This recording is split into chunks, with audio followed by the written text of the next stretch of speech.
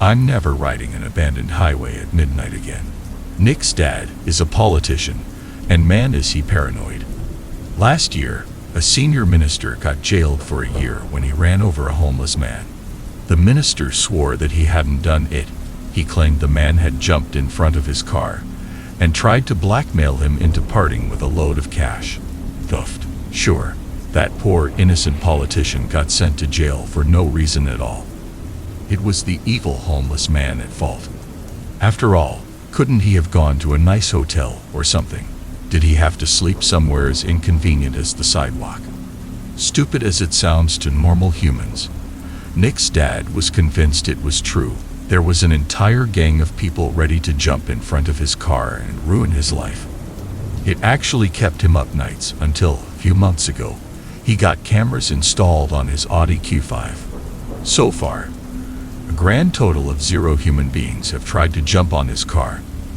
It's almost like most humans don't want to risk injuring themselves gravely for a little money. Think it secretly disappointed Nick's dad, a little like he had this grand scene planned in his head court of law. Grim-looking judge, an evil opponent accusing him of manslaughter, and bam, proof that it's the opponent who needs to be jailed for fraud.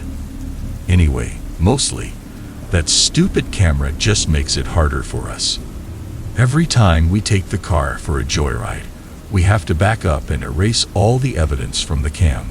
The 4 of us are only 15, so in the eyes of the law, we are apparently too young and brainless to drive. Not that it stops us. Riding together bonds us. Late at night, when the world is asleep, the 4 of us sail out into the darkness. At least once a week, we ride for hours along NH4, the abandoned highway connecting Mumbai and Pune. The NH4 is an old 2-lane highway, with 0 streetlights or reflective strips to guide a driver. It's surrounded by stretches of wilderness, so you're basically driving into pitch-black darkness, only able to see the thin stretch of road your car lights up. Around 3 a.m. on weeknights, it's nearly always deserted, with only the occasional truck or taxi chugging along. Yesterday, KD and I were in the back seat, half hanging out the windows and whooping as the wind rushed against us. Nick was driving at about 110 km, one hand surfing the wind. Tanya was looking up what song to play next. "What the hell?" Nick said suddenly. He gripped the steering wheel with both hands and slowed the car to a crawl. I bumped my head against the windowsill and looked up in annoyance to see him adjusting the rear view mirror. "What'd you slow down for? Did you see her?" Nick's eyes were off the road. He was scanning the mirror desperately. "Shit. I think someone's injured back there." He turned the knob on the stereo down to nearly 0. "What are you talking about?" "There was a girl on the side of the road. Did you guys miss it? You know, you really shouldn't drink and drive," I said. "All that Diet Coke is making you hallucinate." "Speaking of drinking, can we pull over? I need to pee," KD said. "Guys, I'm not kidding. Someone probably hit her and just kept driving on." Nick pulled over on the shoulder and twisted around in his seat, peering into the darkness behind us. KD opened the door and went off into the bushes. "What did you see exactly? Are you sure it wasn't just the shadow of a tree that looked kinda human?" "No, I'm telling you, it was a girl. She was standing by the side of the road. She was wearing white. Maybe it was a prostitute," Tanya said. "Sometimes, these old highways can become prowling grounds for them." "Why were you so sure she was injured?" I asked. For the first time, Nick seemed to doubt himself. "I guess. Don't know. Something about the way she was standing. Like, something was wrong with her legs." He sounded frustrated. "Maybe I am imagining it. I hope I am. I just saw her for a split second. KD and I didn't see her at all," I said. "So it's probably nothing. Really. What if she's hurt?" Nick said. "We'll have to take her to a hospital, and then Dad's going to find out what we do and he'll kill me." I felt tension bloom in my gut. If my dad found out I was hanging out with two guys when I was supposed to be asleep at home. Your dad has a rear cam, right? Tanya said. Let's take a look before KD comes back. It should have captured something, if she wasn't just a tree branch, that is. Yeah, good idea. Nick got out a USB cable and connected the cam to his phone. A few minutes later, we were looking at a grainy display of the NH4. The camera had some static on it and kept shaking as the car drove. Ah, that makes me nauseous, Tanya said. There, he paused it. See? The still frame was uniformly gray, with a small white blur to one side. Dude, seriously, get a grip. We'll go turn around and look, but that doesn't look like a girl to me. It's just, Nick slowed the playback to 1 frame per second. The car had been traveling way too fast for the camera to have captured more than a second or two of footage. Frame 1, gray highway, rough stones and dirt, small white blur to the side, black silhouettes of bushes. Frame 2, gray highway, stones and dirt, silhouette of a woman half hunched on the road. Already, the car was too far away for her features to be seen. All we saw was a figure wearing a white dress. Frame 3, gray highway, stones and dirt, and a woman-shaped white blur standing in the middle of the road. I told you, Nick said, but there was a note of doubt in his voice. Tanya and I were silent. How did she move from the side of the road to the middle of it in 1 frame? Tanya said, isn't that like? Shouldn't it take her longer? Frame 4, gray highway, stones and dirt, white woman-shaped blur getting distant. Frame 5, gray highway, stones and dirt. I guess the car turned around a slight bend, so we no longer saw her. Go back to frame 3, I said. Nick went back a few seconds. Look at that. Look at where her feet are supposed to be, Tanya said. I bent my head to look. A hand clapped down on my back. My scream was so loud the entire car shook with it. Jesus. Ach, I'm sorry, I'll wash my hands next time, KD said. KD, get back in. Shut the door. Sure, but what happened? We told him, as Nick reversed the car. Wait, so you're telling me there's a ghost on NH4? KD giggled. And we've got her on camera. That's cool. We should post it online, will be. There was a huge crunching noise, and for a minute, we were thrown out of our seats as the car swung wildly. Up front, Tanya had her hands spread against the glove compartment to steady herself, while Nick was wrestling with the steering wheel. Don't stop, don't stop, Tanya was screaming. Keep moving. He recovered himself somewhat and kept his foot pressed on the accelerator. Looked out the rear window, but all I could see was the dark highway unspooling behind us. We checked the camera again when we got home, but it must have been damaged because the white blurs are replaced with static now.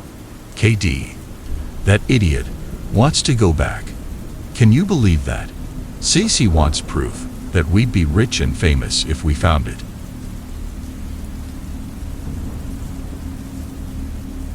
Do you remember that one game we all played kids during those long car rides? The one where you would look out of the car windows towards the tree line and imagine some sort of shadow-type figure doing all sorts of acrobatics.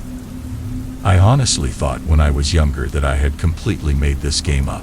Turns out many others have partaken in this game over the years. It's just one of those things that kids know. Sort of like that really cool-looking S that somehow everyone knows how to draw, but no one knows where it came from. Anyways, I just want to say that if you ever played that game and you're still here, well, count yourself lucky because it's not a game. That shadow figure or whatever it is, it's real. Long ago, back in the early 2000s, my mother did a lot of moving from place to place. She never seemed content with whatever new town we would move to. She would always say things like, there's something off about this place, or this place is no good. Due to that, I spent a lot of days looking out the windows while we traveled from state to state. While on my travels, I would picture a shadow-like figure running through the tree line off the highway. This shadow figure would do all types of acrobatics, seeming to always keep up. The more I played this game, the more vivid this shadow figure would become. I would come to know this figure as an old traveling companion. Wherever I would go, the figure would surely follow. It was somewhat comforting and assuring to see this figure coming along with me somewhere new. During one of my travels, my mother had been driving for about 9 hours straight, so she parked on the side of the highway. The camper we were in served as a second home for whenever we were in transition from one town or city to the next. She was tired of driving and wanted to call it a night. We got ready for bed, and as I lie my head down, the sounds of the cars speeding past us on the highway seemed to act as the perfect white noise for me to fall asleep to. My eyelids seemed to get heavy, and while I'm at the cusp of falling into a deep slumber, I notice something. I see an outline towards the tree line. It's just barely visible, but it's definitely there. I think to myself, maybe it's just my mind playing tricks, and next you know, I was off to dreamland. The next day I wake up around midday. My mother back at the wheel, and we just crossed the border into a new state I've never been to before. Didn't really think much of what I had seen the night before. I figured I was just tired, needed some sleep, and seeing things was just a way of my body telling me to get some rest. Although the image of the figure looming over the tree line as I fell asleep felt a bit unsettling, I still went on to watch the shadow figure some more. It's not like there was anything else to do. It's not like I had an iPad or anything to entertain me during. This was the early 2000s we're talking about. While watching this shadow and their crazy acrobatics, I started to notice something different. The shadow seemed to have more detail. It was as if this shadow had become a physical entity. I became bothered by it, and immediately started to avoid the figure. Simply just stopped looking at it, hoping it would go away, as most things from my imagination seem to do once I give them no mind. My mother pulls over to the side of the highway one last time before we finally reach our destination. It's about 11 p.m., and she says to get ready for bed. We are about 7 hours away from this new town. I'm gonna be calling home for however long my mother decides to stay. The sounds of the highway put me right to sleep as I anxiously think about my new school, new friends, and house. Then suddenly I'm woken up by a knock on the camper door. I look over to the time on the dashboard of the camper. Squint to try and make out the numbers reading 3:15 a.m.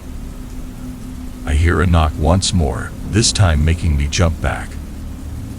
Tried to be logical about the situation. I said to myself, maybe it's just the cops. They're probably wondering why there's camper parked on the side of the highway. It's happened a few times before, and we've been told to pull into a camping site for the night. So I was getting ready to wake my mother up and let her know the cops were outside.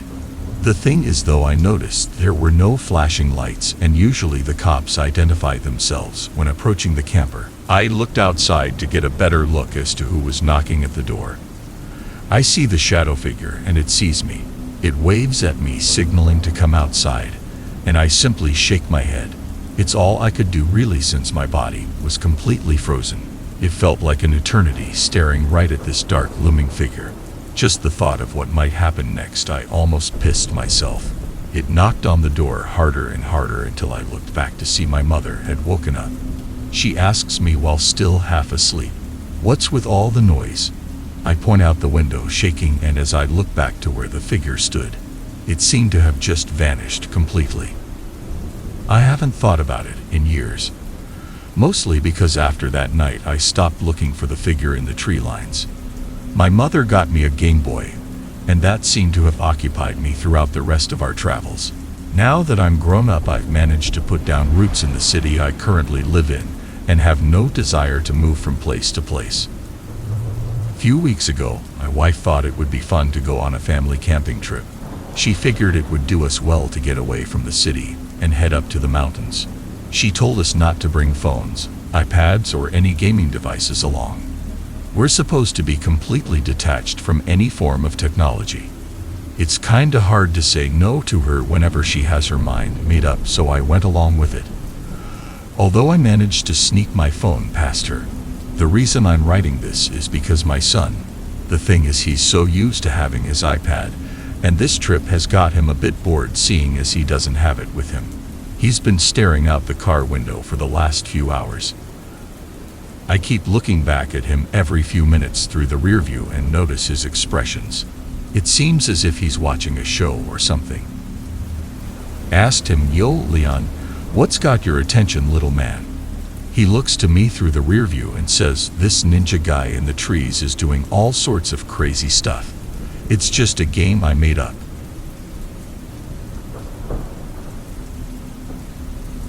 We rounded the big van up the corner of the bungalow and waited. The boy was playing by himself on the grass outside. We had studied the bungalow for weeks. It was far from Mumbai city, but near enough to the old highway, the one few travelers used anymore. Mahesh was much older than me. He had been doing this for years. I had joined him just a couple of months back. It was late afternoon on a weekday, not many people around. The time had come. My heart started racing. Mahesh didn't flinch a finger or a wrong move. We revved up to the grass. Mahesh opened the driver's door, and with a clean sweep, picked up the boy and gave him to me. With hands shaking, I blindfolded the boy and tied his hands, ran up and started banging at Mahesh's door to move. "Yupi," Mahesh said in clenched teeth, and calmly started driving.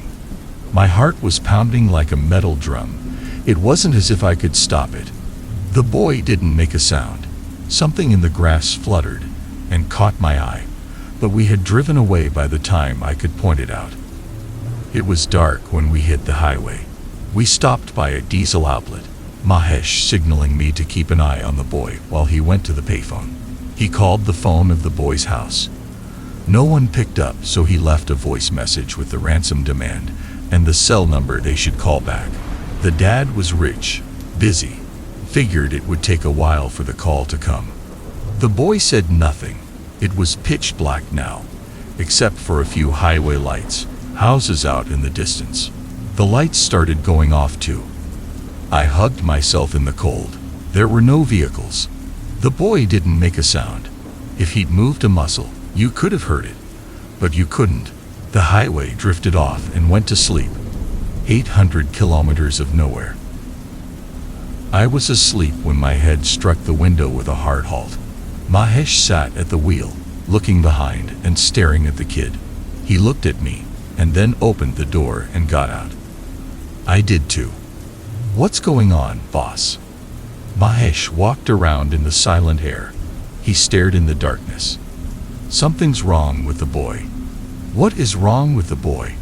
He glared at me and spoke with hushed, clenched teeth, afraid that any loud sound would wake up the darkness.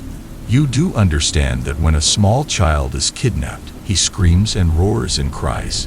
Usually there is urine. I know that you haven't done this a lot, but you do understand that, don't you?" I didn't even realize. This, he is not moving. He is not doing anything. Hell, I don't think he is breathing. Mahesh walked to and fro, nervously. In all my months and about 4 kidnappings, I had never seen him lose his calm. The boy sat there, a white lifeless stone shining in black. Is he dead? No. A milestone stared at us, marked 680 kilometers. Mahesh sat on it, legs nervously flailing. All of this is not important.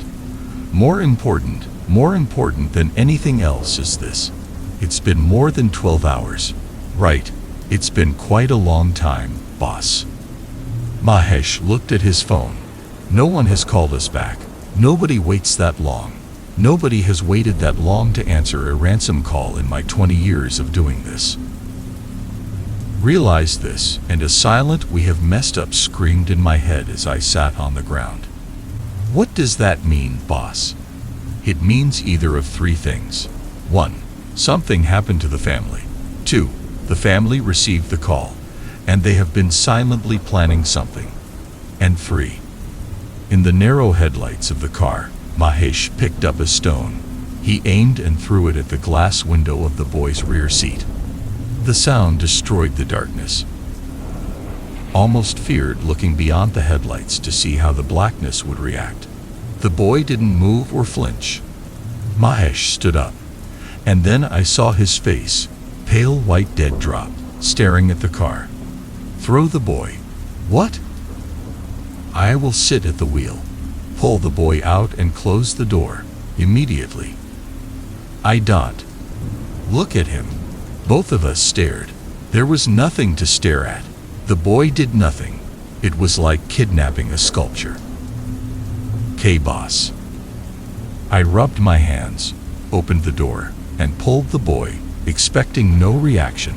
To our shock, the boy walked out and stood, silently, with blindfolds and hands tied. I ran inside and closed the door. Mahesh drove like wildfire. In the rearview mirror, we saw the boy getting smaller, still standing. Mahesh drove like crazy. Just stared at the road ahead, trembling, at least at whatever the headlights could show. For the first time, there was a fear in Mahesh's voice that I had not known in the months I had known him. Something is not right with all of this, any of this. I didn't, Mahesh muttered. I didn't plan this. He stopped with a screech that made me bang against the window, a second time. Heart pounding, I sat up and looked at Mahesh, but I didn't want to look at what made him stop. I didn't want to. I turned my neck slowly anyway. The headlights poured on the road in the pitch black, and where it fell, sat a small girl. She wore a frilly, blue polka-dotted dress, white shoes. Her hair went out in 2 braids. Mahesh stared at her. Watched him turn white again. He froze, sat like that for a minute that seemed like heartbeats ticking away for an hour, hands clutching the wheel as if something would overpower the car, just darken everything, and dissolve us in pitch black, and I wanted it to be over. I wanted the darkness to just dissolve everything. I didn't want to be here. The girl didn't move. Mahesh didn't move. Other than whimpering and getting smaller on the seat, I didn't know what to do. Mahesh slowly spoke in a silence in which you could have heard hearts beat, if there were any. I know her. Wanted to sleep. I wanted to black out. The girl sat on the highway like she had sat there for 1,000 years. What do you mean, boss? I took her 2 years back. Mahesh looked at his own hands on the wheel, as if begging them to move, and then they moved. He reversed the car, slowly, watched the girl sitting there but getting smaller away from them, watched the yellow headlight stream touch the gravel as he just drove backwards, silently, slowly. We stopped. Mahesh started crying. His hands trembled as they reached the switch and turned the lights off. But God, I didn't want the lights to go off. The light was the only thing left. No, please. I fumbled for the light. No, please, please don't turn it off. Mahesh wept silently. I took her and they didn't have the money to get her back, so I sold her, where I don't know. He whispered to himself. Boss, please turn on the light. I begged. No. Boss, is she real? In the pitch black, and in between his crying, Mahesh screamed out with forced, clenched teeth. You saw her too, right, you idiot? All I could hear was my fear mixing in the black air, drop by drop. Mahesh started driving forwards again in the pitch black. Boss, what the hell are you doing? Why aren't you going back, boss? Why are you going back to her again, boss? S-U-T. U-P. I hate this. I hate this. I hate this. I hate you in S-H-U-T. U-P. No, F-U, I said with silent rage. Mahesh stared at me, too afraid of turning on the lights. Something could knock on the windows any instant, and that thought, mixed with my anger, made me want to crawl away, but I couldn't.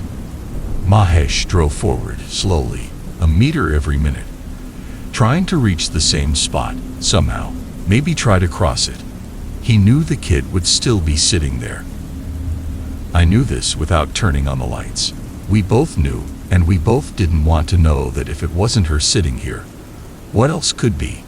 He brought the car to a crunching halt. The wheels slowly brought themselves to a stop on the gravel. He forced his fingers towards the light switch. The lights turned on. She sat there. She hadn't even moved. Mahesh screamed silently in the darkness, a hoarse, sad yell. His feet shook and he did a full reverse. Who are the others, boss? Who are the others, boss? I begged him as my mind tried to shut down. Mahesh reversed, the gravel breaking away from the tires, loud in the darkness. I stared at the windscreen as the car went backwards, headlights turning on little kids sitting blindfolded on the highway, in red, blue, yellow, green, just sitting there, not moving. Mahesh kept driving backwards. Who are the others, boss? S-U-T. U-P. F-Y-O-U. I-D-U-N-T-T-O-G-E-T-L-U-T. S-U-T-U-P. F-Y-O-U. W-O-A-R-E-T-H-E-S-E-K-I-E-S. I-W-N-T-T-O-G-E-T-L-U-T. Mahesh stopped the car. These are the kids I took. They are wearing the same thing I took them in. They are sitting in the way I took them in. There is no way out. Get out if you want to. He opened the door. I stared at the kids all around us, sculptures that were alive, sitting and not moving. I stayed in and closed the door. Mahesh restarted the car. He continued driving it in reverse. He kept the headlights on, and he kept going on the highway, backwards. This is what I have done. This is what I have done. He kept muttering to himself as he drove. In the headlights, we kept going back. In the rearview mirror, we were getting closer to the boy we had dropped. He was still standing there. He hadn't moved, but in the mirror he smiled. Mahesh cried. Mahesh's phone rang.